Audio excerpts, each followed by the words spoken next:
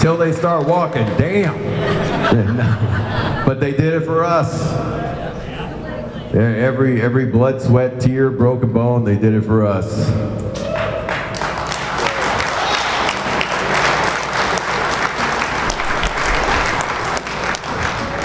I'm trying these jokes out. I'm not a comedian, so. If you would have told, tomorrow will be the 50th anniversary of when I actually became a wrestling fan. 50th. I told you guys in the car today. And if you would have told me, if you would have told the 10-year-old Jeff in 1979 that I would be up on stage with my childhood heroes, I would say, holy shit, these guys are still alive in 2024.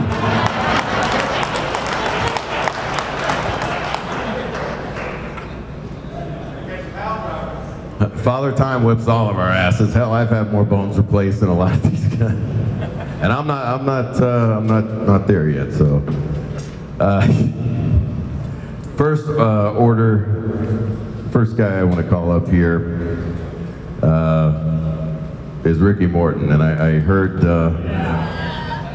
as I heard a girl say back there, Mom, I didn't know the lunch lady was a wrestler from my school.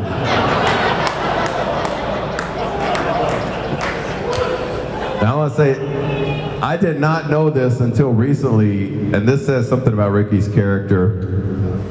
I'm not even going to do that one joke. Oh God. There was a kid here. I didn't want to. It's something like, you want me to do it? I was going to say like, no, I don't. Oof. The Fabs and the Rock and Roll Express in the 80s, they got more head than Peyton Manning. I don't know.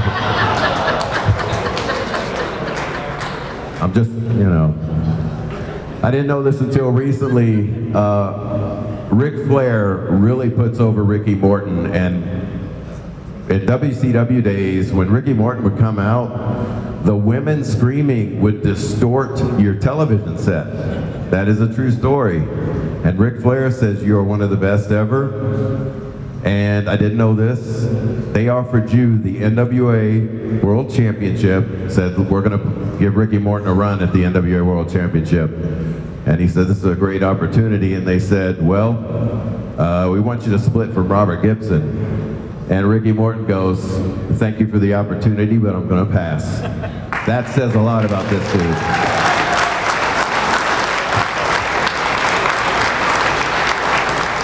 Hey, can y'all see me? No. You know, it's hard to follow all the guys that's come up here, especially the comedian back here. Very funny guy, huh? You know, I had the perfect timing in the wrestling business. I started a business young. My dad was a referee, Paul Morton, if you remember him. Got me booked in Memphis, Tennessee. I was on my way. Some of the greatest, and you've seen earlier, some of the greatest talent there ever was, and Jerry Lawler created every one of them. If you look back at WWF, every damn one of them come from Memphis, Tennessee. And you can say Evansville, that's the same way. But as me, I left with working territories just to learn the business. But you talk about getting a PhD, brothers, to watch these guys here. And Bill Dundee and Jerry Lawler. But Jerry Lawler was looking for a new tag team to bring into Memphis. And I was working in San Antonio, and you come in to do a shot there. And you talked to me about it. And myself and Robert Gibson. Well, we get to Memphis. We don't have a gimmick, we don't have a name, and we're going out. So Jerry, if you remember, we went to a flea market, bought a bunch of bandanas and feathers, and Jerry Lawler brought 2 pair of tights with him, and they were spandex.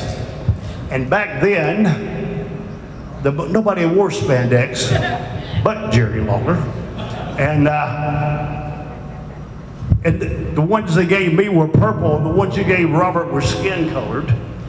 And Robert looked like he was naked. And And I'm going, damn, I don't know if I want to do this or not. I don't know if I want to go out here. But we didn't have a name. And dude, we're fixing to go out. We got Jimmy Hart, the rock and roll guy, and we're talking about R&R, Rolls Royce. And I remember Jimmy Hart tells Jerry Lawler, goes, what about the Rock and Roll Express? And Jerry goes, that's the worst name I ever heard. But we need one, and we're going to go with it. Well, from there, you see what we went on to do. And it was all because of Jerry Lawler and Jimmy Hart.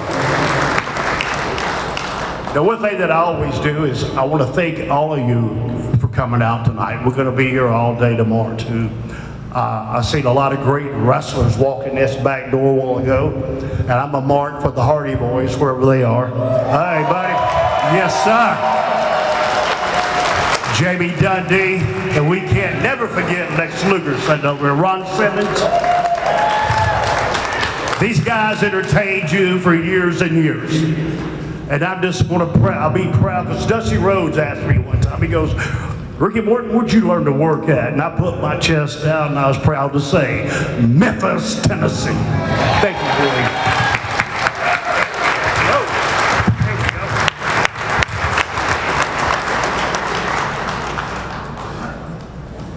go. Got the script, King. Can't be like you and Terry Funk and just call it the ring, man.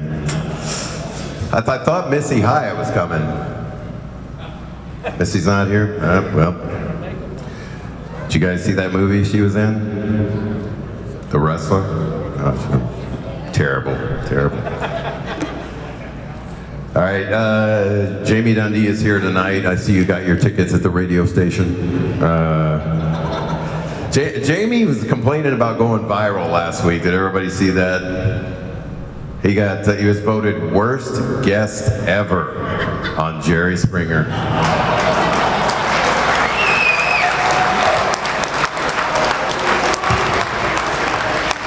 3 million people watching him portray an ex-convict who had admitted to getting freaky in prison. I heard he's very freaky in the sheets. That's what the Klan said. I don't know. But Jamie going viral, I mean, that can't be a bad thing. It's the first time it didn't require penicillin for you. I mean, it's really okay. Jamie, come on up here. I know you wanted to talk. Do you want? Jamie never wants to talk. Let's put a. We better put a 1 fall 10-minute time limit on this damn thing, if Jamie. Okay, baby. Here we go. Since I was a baby boy, Hanson's gonna tattoo me up. I said, what darn it? Are you Bill Dundee here? He don't know it.